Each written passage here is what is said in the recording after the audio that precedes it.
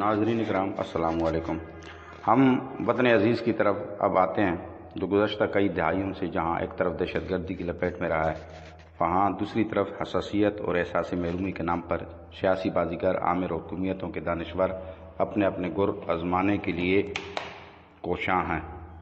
लेकिन हमारे वतन अज़ीज़ का बड़ा अलमिया ये है कि जिस कौम के लिए वतन अज़ीज़ 14 अगस्त 1947 को दुनिया के नक्शे पर उभरा, वो आज भी अपनी कौम को तलाश कर रहा है। सवाल ये उठता है कि मुल्क में महरूमियों को ख़त्म करने के लिए 1973 के आईन में जिस जमहूरियत का तारुफ पाकिस्तानी कौम से कराया गया, आज भी हम ऐसी जमहूरियत से कोसों दूर हैं।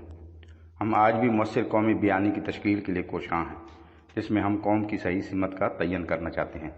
मदारिस और मसाजिद जो हमारे मुआशरे में कलीदी अहमियत के हामिल थे, आज मुतनाज़ा बन चुके हैं। इन तमाम मामलात के पीछे हमारी यही सोच कार फरमा है कि हम अपनी ज़ात, नस्ल और फ़िरके के अंदर रहकर आगे बढ़ना चाहते हैं, जो यकीनन एक बड़ा कौमी अलमिया है। यहाँ वतन अज़ीज़ में करप्शन और बदनवानी ने अपने पंजे बहुत मजबूती से गाड़ रखे हैं। हर दूसरे शख्स ने पैसे के हसूल के लिए जायज़ और नाजायज़ तरीका अपना रखा है। इस सिलसिले में सरकारी महकमों की हालत नहायत बेगूंग है। आए रोज़ अखबारात में असामियाँ खाली है कि इश्तिहारात शाया होते हैं, लेकिन नौकरियाँ कहाँ जाती हैं, किसको मिलती हैं, ये कोई नहीं जानता।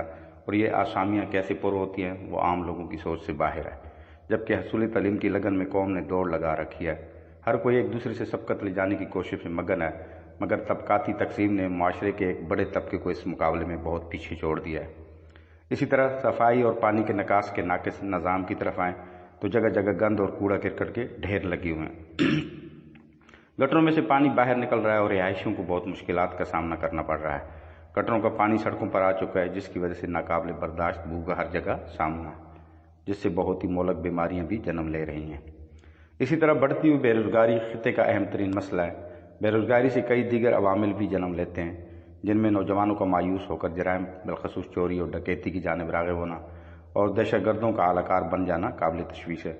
हमारे नन्हे नन्हे हाथों में कलम की जगह औजार देखकर बहुत दिल दुखता है कि हर साल चाइल्ड लेबर डे पर हुकूमत और फलाई तंजीमों की जानिब से बहुत बांग दावे किए जाते हैं कि तमाम बच्चे स्कूल जाएंगे, कोई इल्म की शम्मा से महरूम नहीं रहेगा, चाइल्ड लेबर गैर कानूनी है और बच्चों से काम लेने वालों से सख्ती से निपटा जाएगा।